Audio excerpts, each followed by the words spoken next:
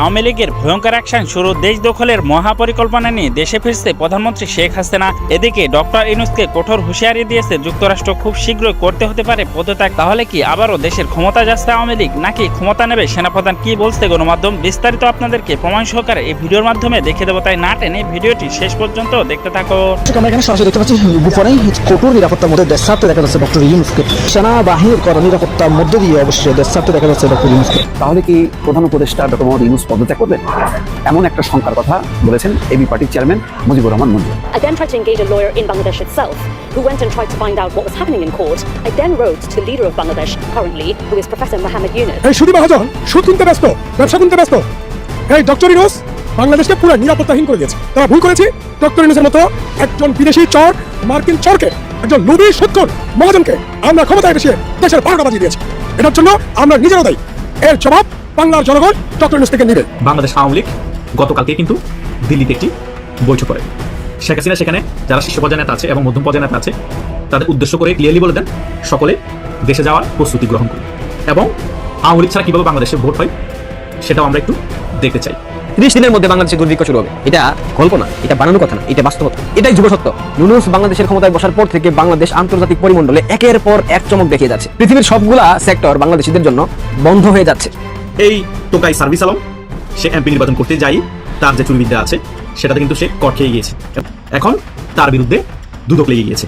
আমার শুধু এই সার্ভিস আলম না, যতগুলো টোকাই সমন্বয়ের কাছে সকলকে দুদকের নজরদারিতে রাখতে হবে। ট্রাম্প যেমন নিকোলাস মাদুরোকে ভেনেজুয়েলা থেকে তুলে এনেছেন তার বাহিনী দিয়ে, নরেন্দ্র মোদী কি ইউনূসকে ঠিক সেভাবে তুলে নিয়ে যাবেন?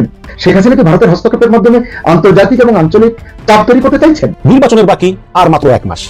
এখন তো সরকারের নির্বাচন নিয়ে ব্যস্ত থাকার কথা, এবং সরকারের শেষ সময় কিন্তু নতুন কোনো পদক্ষেপও সরকার নিতে পারে না এবং বিদেশিরা আগ্রহ দেখায় না।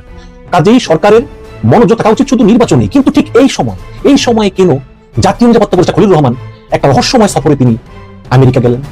আমি তেমন কোনো পত্রিকা কিন্তু খুব একটা খবর এখানে দেখিনি, শুধু মানবজমিনে দেখেছি। হয়তো অন্য পত্রিকা লিখেছে, আমার চোখে পড়েনি। সেই রহস্যময় সফরে তিনি এই মুহূর্তে যাচ্ছেন যুক্তরাষ্ট্রে, যেখানে সরকারের মেয়াদ আছে আর মাত্র 1 মাস 1 সপ্তাহ এরকম। তাহলে প্রশ্ন হচ্ছে যে এই সময় তিনি কেন আমেরিকা গেলেন এবং সেখান থেকে তিনি আবার সংযুক্ত আরব আমিরাত যাবেন, তারপর তিনি বাংলাদেশে আসবেন। এটাই দর্শক। আসসালামু আলাইকুম প্রিয় দর্শক, জে অ্যালার্ট নিউজে সবাইকে স্বাগতম। তো ইতিমধ্যে আপনারা অনেকগুলো ভিডিওর অংশ বিশেষ দেখেছেন, তো দেখে নিশ্চয়ই বুঝতে পেরেছেন যে ভিডিওটা আসলে কতটা গুরুত্বপূর্ণ এবং আকর্ষণীয় হতে চলেছে। তো চলুন কথা না বাড়িয়ে সম্পূর্ণ ভিডিওটা দেখে আসি। দেখার আগে বলবো, যারা আমাদের চ্যানেলটি এখনও পর্যন্ত সাবস্ক্রাইব করেননি দয়া করে সাবস্ক্রাইব করে দিন। যারা ইতিমধ্যেই সাবস্ক্রাইব করে দিয়েছেন তাদের অসংখ্য ধন্যবাদ। তো প্রিয় দর্শক, চলুন কথা না বাড়িয়ে একটি লাইক দিয়ে সম্পূর্ণ ভিডিওটা দেখে আসি। ইউনূস বাংলাদেশের ক্ষমতায় বসার পর থেকে বাংলাদেশ আন্তর্জাতিক পরিমণ্ডলে একের পর এক চমক দেখিয়ে যাচ্ছে। পৃথিবীর সবগুলা সেক্টর বাংলাদেশিদের জন্য বন্ধ হয়ে যাচ্ছে। আপনারা বিশেষ করে জেনজি প্রজন্মরা, তোমরা লন্ডনে গিয়ে পড়াশোনা করবা না, তোমরা লস অ্যাঞ্জেলস ক্যালিফোর্নিয়াতে গিয়ে পড়াশোনা করবা না, তোমরা সুইজারল্যান্ডে যাবা না, তোমরা এইখানে সেখানে যাবা না। তোমাদের সে যাওয়াকে পং করে দিয়েছে সুদখোর মোহাম্মদ ইউনূস। কালের কণ্ঠ একটা সংবাদ প্রকাশ করেছে, যেটা আমরা আগে থেকে জানতাম। আমি অনেকবার বলার চেষ্টা করেছি, বারবার আমি বলি যে আমরা যারা বাংলাদেশি পাসপোর্ট হোল্ডার, এই পাসপোর্টটাকে যখন পৃথিবীর বিভিন্ন সভ্য রাষ্ট্রের ইমিগ্রেশনে দেওয়া হয় কি পরিমাণ হ্যাসেলের সম্মুখীন হইতে হয় আপনাদের কোনো আইডিয়াই নেই, যারা জানেন না। আর যারা সম্মুখীন হয়েছেন তাদের ব্যাপারটা ভিন্ন। বাংলাদেশি পাসপোর্ট দেখার পর পৃথিবীর বিভিন্ন প্রান্তের যারা ইমিগ্রেশন কর্মকর্তা আমাদের দিকে এমন ভাবে তাকায় মনে হয় আমরা একটা চিড়িয়াখানার জোকার, মানে আমাদেরকে মানুষ তারা মনে করে না। এটাই হচ্ছে গিয়া ইউনূস ম্যাজিক। আসেন কালের কণ্ঠ কি সংবাদ প্রকাশ করেছে একবার দেখেনি। বসুন্ধরা গ্রুপের মিডিয়া তো একটু দেখা উচিত। বিদেশিদের দ্বার বাংলাদেশিদের জন্য ছোট হয়ে আসছে, ঘোষণা ছাড়াই বন্ধ হচ্ছে অনেক দেশের দরজা, ভিসা দিচ্ছে এমন দেশও ধীরগতিতে কাজ করছে। বাংলাদেশের পাসপোর্ট দিয়ে এখন টুরিস্ট ভিসার জন্য থাইল্যান্ডে অ্যাপ্লাই করলেও থাইল্যান্ড রিজেক্ট করে, যেটা আগে কখনোই করতো না। বাংলা পাসপোর্ট দিয়ে আপনি এখন উগান্ডার জন্য যদি অ্যাপ্লাই করেন ভিসা সেন্টারে গিয়ে, ওইটাও আমার মনে হয় না পাবেন। কারণ পাকিস্তানিরা পৃথিবীর বুকে যেভাবে জঙ্গি তৎপর ব্যর্থ রাষ্ট্র হিসেবে সুপরিচিতি পেয়েছে, ঠিক সেই দিকে আগাচ্ছে বাংলাদেশের বর্তমান অন্তর্বর্তীকালীন সরকারের নেতৃত্বে পূর্ব পাকিস্তান। এটাকে আমি এখন বাংলাদেশ বলতে পারি না, কারণ বাংলাদেশের জায়গায় এটা আসলে নাই। এই মুহূর্তে বাংলাদেশের নির্বাচিত সরকার ক্ষমতায় আসার পরেও বাংলাদেশ স্থিতিশীল হবে না, স্বাভাবিক হবে না। যদি আওয়ামী লীগ ক্ষমতায় বসে, আওয়ামী লীগও পারবে না বাংলাদেশ স্থিতিশীল করতে, স্বাভাবিক করতে, কারণ সেই পরিস্থিতিতে নাই। শুধুমাত্র শেখ হাসিনাকে সরানো হয়েছিল জামাতকে ক্ষমতায়িত করার জন্য, বিএনপিকে ক্ষমতায় নিয়ে আসার জন্য, কখনোই না। বাংলাদেশকে একটা ব্যাটেলড গ্রাউন্ড বানানোর জন্য, অর্থাৎ আন্তর্জাতিক যে পরাশক্তিগুলো আছে তারা খেলাধুলা করবে দক্ষিণ এশিয়াতে, আর এই খেলাধুলার মাঠ হবে বাংলাদেশ, এবং সেটাই করেছে মার্কিন deep state, ISI, CIA, whatever. আজকে একটা ভবিষ্যৎবাণী করে যাই, আগামী 1 যুগ পর বাংলাদেশের মানুষ, বিশেষ করে মায়েরা তাদের ছোট ছোট সন্তানদেরকে শোনাবে শেখ হাসিনার উন্নয়নের গল্প, অগ্রগতির গল্প। শেখ হাসিনাকে বাংলাদেশের মানুষ দেবীর মতো শ্রদ্ধা করবে। আমি বলে গেলাম, আমার গায়ের লোম দাঁড়িয়ে গেছে, আপনারা মিলিয়ে নেবেন। বাংলাদেশ যেভাবে ব্যর্থ রাষ্ট্রের দিকে আগাচ্ছে, যেভাবে বাংলাদেশকে পরিকল্পিতভাবে ব্যর্থ রাষ্ট্র করার জন্য সর্বোচ্চ প্রচেষ্টা চালাচ্ছে সুৎখুর ইউনূসের নেতৃত্বাধীন অন্তর্বর্তীকালীন সরকার, সহায়তা করছে বিএনপি, সহায়তা করছে জামাত এবং অন্যান্য রাজনৈতিক সংগঠন, আপনারা প্রত্যেকেই একটা সময় এমন পস্তাবেন আর সেখান থেকে ফিরে আসার কোনো সম্ভাবনা বা কোনো সুযোগ বা কোনো পথ খোলা থাকবে না। সেদিকেই বাংলাদেশ আগাচ্ছে। আমি আবার বলতেছি, শেখ হাসিনার উন্নয়ন অগ্রগাথা, নারী ক্ষমতায়ন, বাংলাদেশের মানুষকে স্থিতিশীল রাখা, আইন শৃঙ্খলা, সবকিছু নিয়ে বাংলাদেশের মানুষ, বিশেষ করে মায়েরা একসময় তার ছোট ছোট বাচ্চাদেরকে এই হাহাকারপূর্ণ পরিবেশে গল্প শোনাবে যে শেখ হাসিনা আমাদের মাথার উপর বট গাছের মতো ছিল, শেখ হাসিনা আমাদের মাথার উপর দেবীর মতো ছায়া দিয়ে আমাদেরকে আগলে রেখেছিল, একটা অসভ্য জাতিকে সভ্য বানানোর জন্য সর্বোচ্চ চেষ্টা করেছিল বাংলাদেশ আওয়ামী লীগ। কিন্তু আমরা বাঙালিরা সেটাকে মূল্যায়ন করে নাই, আমরা তাকে দেশ থেকে বাধ্য করেছি। ইরাক, লিবিয়া, ইয়েমেন, সিরিয়া, এই দেশগুলোর গল্প আপনারা জানেন তো। আফগানিস্তান, একটা সময় 80-র দশক কিংবা 90 দশকে এই দেশগুলো অনেক উন্নত পর্যায়ের দেশ ছিল, এই দেশগুলার স্থিতিশীল অর্থনীতি ছিল, এই দেশগুলোতে মানুষের জনজীবনের যে একটা যাত্রার যে একটা মান, সেটা খুব স্বাভাবিক ছিল, মানুষ খুব স্বাচ্ছন্দ্যে সুখে বসবাস করত। ইরাকের উদাহরণটা টানেন, সাদ্দাম হুসাইন, লিবিয়ার গাদ্দাফি। সাদ্দাম হুসাইনকে পরিকল্পিতভাবে মার্কিন ডিপ স্টেট হত্যা করলো, এরপর ইরাক কোথায় গিয়ে ঠেকেছে ভাবতে পারছেন? বাংলাদেশেও ঠিক একই ফর্মুলা অ্যাপ্লাই করা হয়েছিল, বঙ্গবন্ধু কন্যাকে হত্যা করার পরিকল্পনা করা হয়েছিল, কিন্তু ভাগ্যের জোরে প্রতিবেশী বন্ধু রাষ্ট্র ভারতবর্ষের সহায়তায় তিনি প্রাণে বেঁচে গেছেন। কিন্তু বাংলাদেশটা ধ্বংস হয়ে গেছে, একথা মানেন আর না মানেন, বাংলাদেশ কিন্তু নাই। বাংলাদেশের স্বাধীনতা, সার্বভৌমত্ব আপনারা যদি এখনো ভেবে থাকেন অক্ষত আছে, আমি কখনোই বিশ্বাস করি না। আর এটা বিশ্বাস করার মতো কোনো কথা না। একটা স্থিতিশীল রাষ্ট্র, একটা তলাবিহীন ঝুড়ি যে রাষ্ট্রকে আখ্যা দেওয়া হতো, সেই রাষ্ট্রকে মধ্যময়ের দেশে পরিণত করেছেন বঙ্গবন্ধু কন্যা শেখ হাসিনা। মেট্রো রেল, পদ্মা সেতু থেকে শুরু করে অসংখ্য ইনফ্রাস্ট্রাকচারাল উন্নয়ন করেছেন, যেগুলো স্বাধীনতা পরবর্তী বাংলাদেশের ইতিহাসে কখনো হতো না। বাংলাদেশের নারীদের জন্য বিভিন্ন ভাতার বন্দোবস্ত করে দিয়েছেন, বিধবাদের জন্য ভাতা, মুক্তিযোদ্ধাদের জন্য ভাতা, গৃহহীনদের জন্য আবাসন প্রকল্প। কি করেন নাই তিনি একটা জিনিস ভুল করেছেন, তিনি এই দেশটাকে এগিয়ে নিতে গিয়ে তিনি তার দলটাকে অন্তঃসারশূন্য করে ফেলেছেন। তিনি বাংলাদেশ আওয়ামী লীগের প্রতি কখনো ভাবেন নাই। তিনি সবসময় ভেবেছেন, যেমন ব্রড মাইন্ডেড বঙ্গবন্ধু কন্যা, বঙ্গবন্ধুর মতো, যে আমি আমার দেশকে উন্নত করতে চাই, আমি আমার দেশটাকে এমন একটা পর্যায়ে নিয়ে যেতে চাই, আমি আমার দেশের অর্থনীতিকে এমন একটা অবস্থায় নিয়ে ফেলতে চাই যাতে দেশের মানুষ এক বেলাও না খেয়ে থাকে, যাতে দেশের মানুষ কখনো চিকিৎসা সেবা থেকে বঞ্চিত না হয়। তিনি এই বন্দোবস্ত করে দিয়েছেন। তিনি কিন্তু অনেকটাই করে ফেলেছিলেন, কিন্তু কি হলো, মাঝপথে এসে কিছু দেশীয় ষড়যন্ত্রকারী আন্তর্জাতিক চক্র এই দেশটাকে ধ্বংস করে দিল। আমার ভাবতে অবাক লাগে, এই প্রজন্মের প্রতি আমার ধিক্কার, ঘৃণা লাগে। তোমরা যারা ভেবেছিলে ডক্টর ইউনূস আন্তর্জাতিক খেলোয়াড়, ডক্টর ইউনূস বাংলাদেশের ক্ষমতায় বসছে, এটা বাংলাদেশিদের জন্য সৌভাগ্যের, তোমাদের অনুভূতিটা কি জেনজিরা আমাকে একটু বলবে? আমার কমেন্ট বক্স উন্মুক্ত, আমি আমার পার্সোনাল হোয়াটসঅ্যাপ নাম্বার এই ডেসক্রিপশনে দিব, তোমরা আমাকে এসএমএস করে বলবা। তোমরা যদি আমার সাথে কেউ টক শোতে আলোচনা করতে চাও, আমি তোমাদের জন্য একটা টক শো আয়োজন করবো শুধুমাত্র জেনজিদের জন্য। তোমাদের মতামত আমি জানতে চাই। তোমাদের ভবিষ্যৎ ধ্বংস হয়ে গেছে, তোমরা মানো কিংবা না মানো, তোমাদের জন্য পৃথিবীর সবগুলা দ্বার বন্ধ হয়ে যাচ্ছে। তোমরা পৃথিবীর কোথাও গিয়ে তোমাদের শিক্ষা গ্রহণ করতে পারবে না। তোমরা যে উচ্চতর শিক্ষা নিয়ে একটা উন্নত জীবনযাপনের জন্য ইউরোপ, আমেরিকার মতো দেশগুলোতে পাড়ি জমাবা, সেই সুযোগ আর বাংলাদেশের এই বর্তমানে নাই। শেষ করে দিয়েছে ডক্টর ইউনূস, একদম ধ্বংস করে দিয়েছে। এই ইউনূস শেষ করে ফেলেছে। মানে আমার ভাবতে অবাক লাগতেছে, একটা স্থিতিশীল রাষ্ট্রকে কিভাবে ষড়যন্ত্রের মাধ্যমে ধ্বংস করে দিল। আন্তর্জাতিক পরাশক্তির গ্রাউন্ড হবে, খেলার মাঠ হবে বাংলাদেশ, এবং সেটা অলরেডি হয়ে গেছে। এই মুহূর্তে আমাদের প্রতিবেশী বন্ধু রাষ্ট্র ভারতবর্ষ যদি তাদের সকল ধরনের খাদ্যদ্রব্য রপ্তানি করা বন্ধ করে দেয়, উইদিন 30 days, অর্থাৎ 30 দিনের মধ্যে বাংলাদেশে দুর্ভিক্ষ শুরু হবে। এটা গল্প না, এটা বানানো কথা না, এটা বাস্তবতা, এটাই ধ্রুব সত্য। ভারত যদি আমাদেরকে সহায়তা করা বন্ধ করে দেয়, বাংলাদেশে দুর্ভিক্ষ শুরু হবে। আর ভারত সহায়তা বন্ধ করবে না, কারণ দুর্ভিক্ষ শুরু হলে ভারতের 7 sisters আক্রান্ত হবে। কারণ দুর্ভিক্ষ হলে বাংলাদেশের মানুষ ভারতের সীমান্তে আশ্রয় নেবে, ভারতবর্ষে অনুপ্রবেশের চেষ্টা করবে। এই রিস্ক ভারত নেবে না। সে কারণে এখন পর্যন্ত ভারত বাংলাদেশকে সহায়তা করছে। বাংলাদেশের এত এত অপকর্মের পরেও বাংলাদেশ ভারতকে জামিতা করেছে। ভারতের জায়গা যদি বাংলাদেশ থাকতো, বাংলাদেশের মতো অসভ্য জাতিগোষ্ঠী থাকতো, আমি নিশ্চিত ভারত দখল করে ফেলতো। ধরে নিন বাংলাদেশের ভূখণ্ডটা ভারতের আর ভারতের ভূখণ্ড বাংলাদেশের। ভারত যদি বাংলাদেশের সাথে এরকম করতো, এর অর্ধেক করতো, এতদিনে বাংলাদেশের এই অসভ্য সরকার ব্যবস্থা, এই অসভ্য জাতি ভারতকে গিলে ফেলতো। কিন্তু ভারত বন্ধুত্বের পরিচয় দিয়েছে, ভারত যথেষ্ট সহনশীলতার পরিচয় দিয়েছে। এখন এই সহনশীলতাকে, এই বন্ধুত্বের সম্পর্ককে যদি আমরা দুর্বলতা ভাবে প্রতিনিয়ত ভারতকে আক্রমণাত্মক কথা বলি, আক্রমণাত্মক ভাষায় গালমন্দ করি, সমালোচনা করি, সেটা কোনোভাবেই কাম্য নয়। কূটনীতি অনেক বড় একটা বিষয়। রাষ্ট্র পরিচালনা করা, কূটনৈতিক বিষয়বস্তু সবকিছু ঠিকঠাক রাখা অনেক কঠিন। একটা নোবেল জয় করে সিরে আটি বেঁধেছে ডক্টর ইউনূস, তার মানে সে রাষ্ট্র পরিচালনা করতে পারবে এমনটা ভাবার কোনো কারণ নেই। এবং সেটা যারা ভেবেছিলেন তারা তো বুঝতে পারছেন এখন সুৎখুর ইউনূস আসার পর কি ছিঁড়েছে বাংলাদেশের মানুষের। যাই হোক, ভালো থাকবেন। আর বাংলাদেশের জেনজিদের জন্য অনেক অনেক শুভকামনা। আমরা দেশে নাই, আমরা হয়তো আর কখনো বাংলাদেশে ফিরে যাবো না। তোমরাই থাকো তোমাদের দেশে, দেখো তোমরা কেমন লাগে তোমাদের। সুৎখুর ইউনুস অনেক মজা ছিল না, সেই মজা এখন তোমাদের সামনে পেছনে সব দিক দিয়ে ঢুকিয়ে দেবে। আমেরিকা বাংলাদেশের নিরাপত্তা উপদেষ্টা খলিলুরকে তলব করেছে। এই নিয়ে বাংলাদেশের মিডিয়া এবং ইউটিউবাররা তোলপাড় শুরু করে দিয়েছে ইউটিউবের মধ্যে, এবং ইন্ডিয়ার মিডিয়াও এই বিষয়টি ফলাওভাবে প্রচার করছে। এক একজনে এক এক রকম ভাবে ব্যাখ্যা করছে। আজকে আমি কিছু গুরুত্বপূর্ণ এই বিষয় নিয়ে আলোচনা করব। আপনারা শেষ পর্যন্ত ভিডিওটি দেখবেন, সকল প্রশ্নের উত্তর পেয়ে যাবেন। মূলত নিরাপত্তা উপদেষ্টা খলিলুরকে কেন আমেরিকা তলব করেছে, এটাই তো আপনাদের মনে প্রথম প্রশ্ন।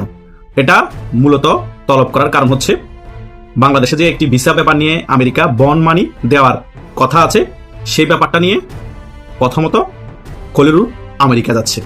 আর দ্বিতীয় সবচেয়ে গুরুত্বপূর্ণ যে বিষয়টা, সেটা হচ্ছে ইউরোপীয় ইউনিয়ন বলেন, কমনওয়েলথ বলেন, জাতিসংঘ বলেন, এবং বিশ্বের আরো অন্যান্য যে সকল মানবাধিকার সংস্থা বলেন, সকলে ডক্টর ইউনূসকে একটি ইনক্লুসিভ নির্বাচন দেওয়ার জন্য প্রেশার ক্রিয়েট করেছিল। কিন্তু ডক্টর ইউনূস ইনক্লুসিভ নির্বাচনের দিকে হাঁটে নাই, এবং আওয়ামী লীগের উপরও যে নিষেধাজ্ঞা ছিল সেটাও তুলে নাই, এবং আওয়ামী লীগকে নির্বাচনে অংশগ্রহণ করতে দেয়নি।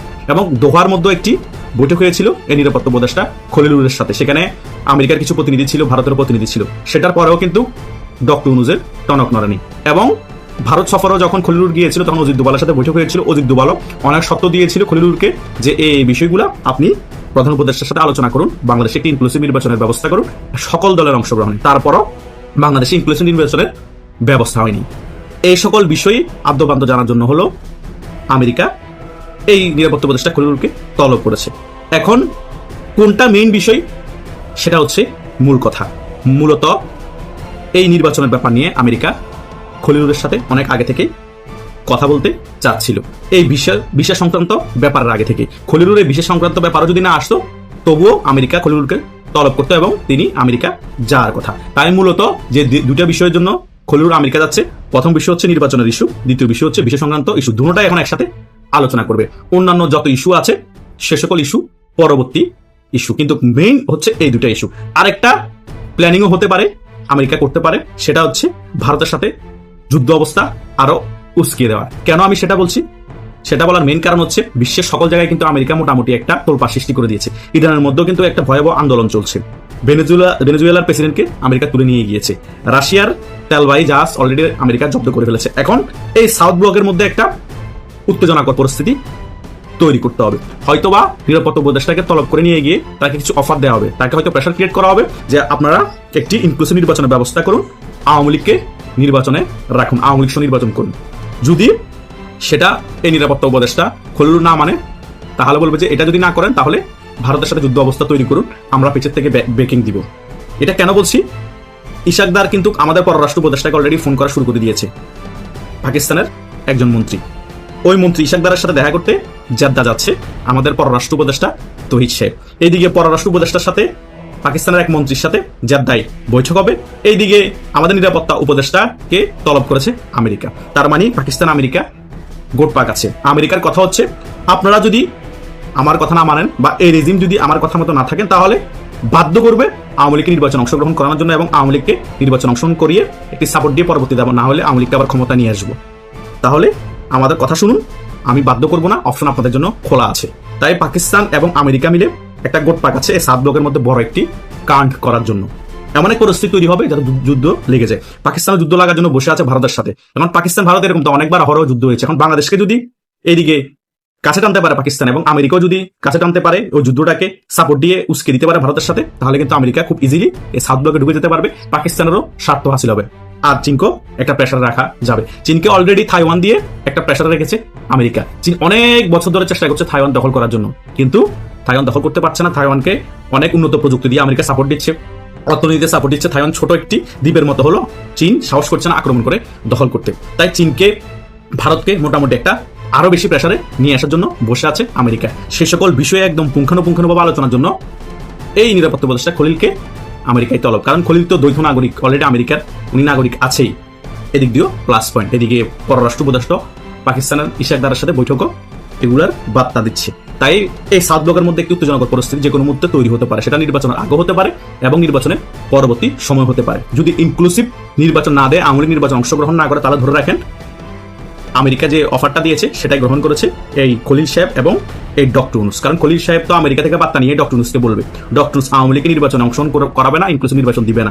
আমেরিকার ওই অফারটা বাদ দিয়ে দেশে একটা উত্তেজনাকর পরিস্থিতি তৈরি করে ইন্ডিয়ার সাথে যুদ্ধ অবস্থা তৈরি করবে এবং পাকিস্তানের সাথে একত্রিত হয়ে এই খেলাটা খেলার জন্য বসে থাকবে। দেখবেন যে নির্বাচনের পরবর্তী সময় বাংলাদেশে একটি যুদ্ধ অবস্থা তৈরি হচ্ছে, পাকিস্তানও ভারতের সাথে একটা যুদ্ধ ছোট স্কেলে লাগিয়ে দিচ্ছে, সম্পূর্ণরূপে ভারতকে কোণঠাসা করে ফেলা প্ল্যানিং চলছে আমেরিকা এবং পাকিস্তানের। সে কারণেই তো 50% শুল্ক আরোপ করে দিয়েছে অলরেডি ডোনাল্ড ট্রাম্প। এর পরবর্তী সময় এই একদিন আগে আবার 500% শুল্ক আরোপ করেছে।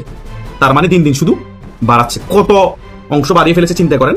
তার মানে ভারতকে সম্পূর্ণরূপে একেবারে কোণঠাসা করে ফেলবে। তার মেইন রিজন হচ্ছে ভারত কেন রাশিয়া থেকে তেল কিনছে, এটাই হচ্ছে মেইন জিদের কারণ ডোনাল্ড ট্রাম্পের। তাই ভারতের উপর আগে থেকে নজর ছিল, কিন্তু ভারতকে কাবু করতে পারেনি।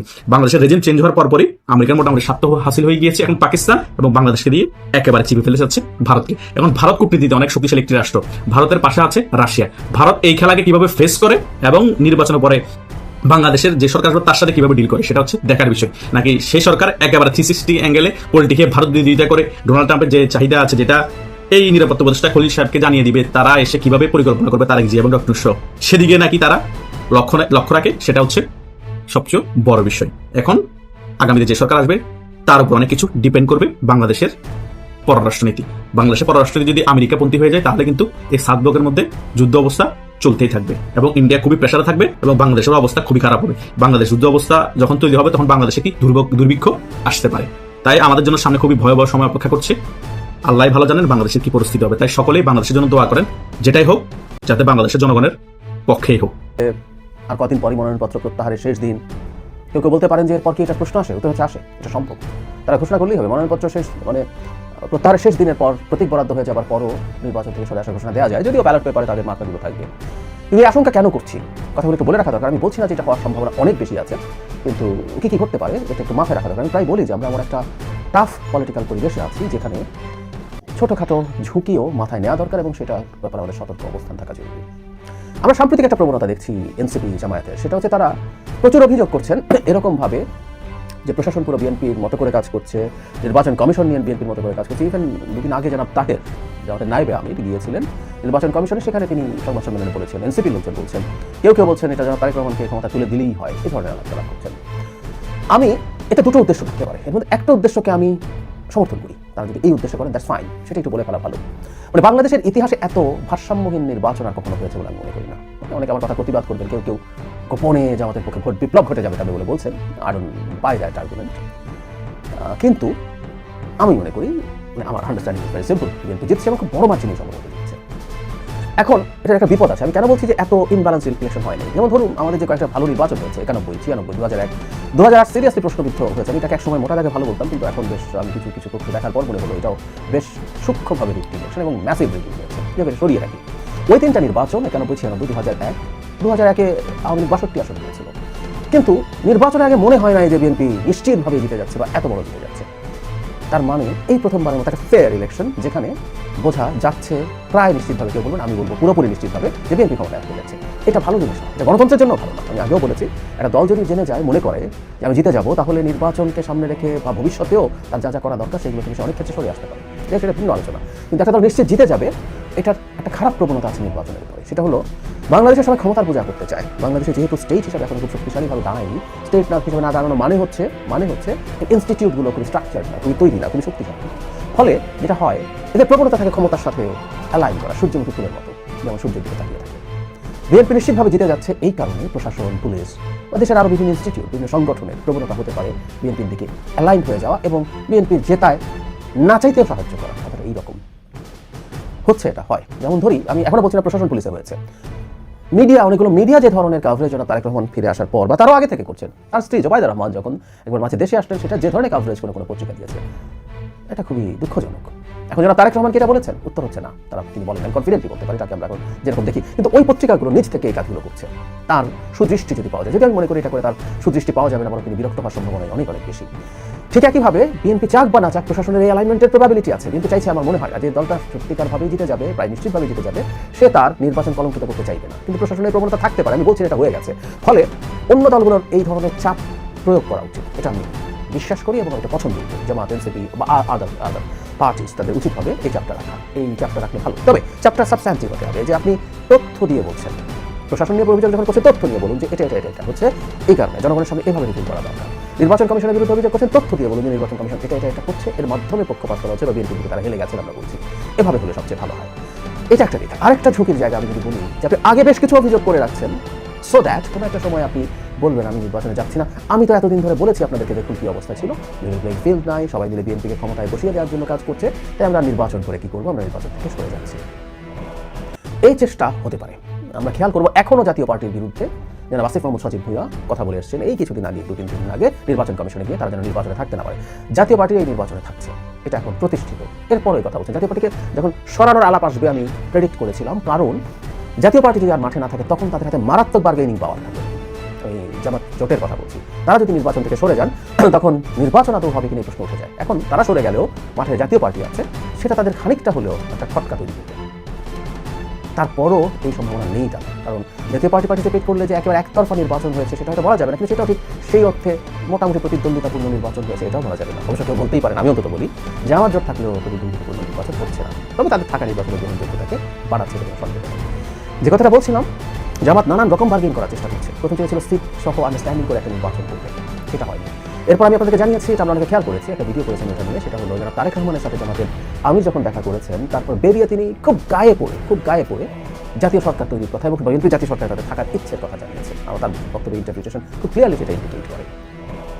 সেই সব আলোচনাও যদি না হয়, তারা যে পরিমাণ সিট পাবেন এবং যেটা নিয়ে বিরোধী দল হতে যাবেন, মাঠে থাকা তাদের জন্য কঠিন হয়ে যাবে। মাঠে থাকা কঠিন মানে সরকারি দল চাপ দেবে তা না, তাদের ক্রেডিবিলিটি নষ্ট হয়ে যাবে, মানুষ হতাশ হয়ে যাবে। তারা একটা ইলুশন তৈরি করেছেন মানুষের মধ্যে, বিরাট এক প্রত্যাশা তৈরি করেছেন যে তারা ক্ষমতায় চলে আসতে পারে, সেই জায়গায় 1/3 1/4 সিট পান যদি ক্ষমতায় যেতে হলে যা লাগে তার কেমন হবে, সেটা যদি তারা খুব ক্লিয়ারলি বুঝে যান। মাঠের হাওয়া কিন্তু যত সময় যাবে বুঝে যাবেন, এবং যেন তারেক রহমান দেশ সফরে বেরোচ্ছেন, এই সফরের প্রভাব মাঠে খুব সিরিয়াসলি পড়বে। ফলে মাঠ যদি তাদের খুব নিয়ন্ত্রণের বাইরে চলে গেছে, আমি সমর্থনের অর্থে বোঝাচ্ছি, আমি শক্তির অর্থে বোঝাচ্ছি না, সেটা যদি চলে যায় তারা ভাবতেও পারে নির্বাচন বয়কট করার হুমকি দিয়ে বিজেপি বয়কট করা। এটা একটা আলটিমেট ওয়েপন, এটা দিয়ে তারা ভাবতে পারেন কাজ হবে কিনা যেটা কিন্তু তারা ভাবতে পারেন কাজ হবে, আমি এই সন্দেহ প্রকাশ করে রাখি। অনেক সম্ভাবনা আছে তা বলছি না, কারণ হলো তাদের বোঝা উচিত অ্যাটলিস্ট দেশের নির্বাচনকে যদি আনসার্টেইন করে তোলা হয়, এরপর এখানে আমরা যেখানে যাবো এটা করে আনসার্টেইন করে ওখানে গিয়ে আমরা আসলে কিছুই বুঝতে পারবো না কি হবে না হবে। আমাদের মাথায় হয়তো এক ধরনের পরিকল্পনা থাকবে, আমাদেরকে অনেকে আশা দেবে, অনেকে উস্কানি দেবে, সব দেওয়ার পরও যেখানে কি আমরা পড়বো সেখানে সবার যে বড় বড় বিপদ হয়ে যাবে। রাষ্ট্রের বিপদ তো হবেই, আমরা তো আসলে রাষ্ট্র নিয়ে অত কিছু ভাবি না লোকজন, আমরা নিজের কথা ভাবি। যারা এটা করবেন তারাই বড় বিপদে পড়তে পারেন, সেই যে ঝুঁকি আছে সেই ঝুঁকি তাদের ফিল করা উচিত, তাদের বোঝা উচিত, সেটা বুঝবেন বলে আমরা আশা করি। কিন্তু যেটা হয়, যেমন সবাইকে আমরা প্রায় বলি, তারা ইতিহাসের ভাগগুলোতে ভয়ঙ্কর সব ভুল এবং স্টুপিড ডিসিশন নেয়, এই প্রবণতা দলটার আছে। আজকে তারিখে না দিলাম, এটা অনেকেরই মুখস্থ হয়ে গেছে। তো সেটা আবার তারা করে বসেন কিনা সেই ব্যাপারে আমাদের মাথায় রাখা দরকার। আমাদের জনগণের পক্ষ থেকে বুঝতে হবে যদি এই ধরনের কাজ তারা করেন, দেশটাকে অনিশ্চয়তার মধ্যে কারা নিয়ে যাচ্ছে। আমি তাদের সাথে এনসিপি আছে, অন্যান্য দল আছে, আমি প্রত্যেকের কাছে এটাও আহ্বান রাখবো, পরিস্থিতি যেমনই হোক না কেন সবাই যেন নির্বাচনে আসেন। যেমনই হোক না, আমি এটা বোঝাচ্ছি যে রেজাল্ট খারাপ হবে এটার জন্য যেন ফিরে না যান, নির্বাচন থেকে সরে না যান।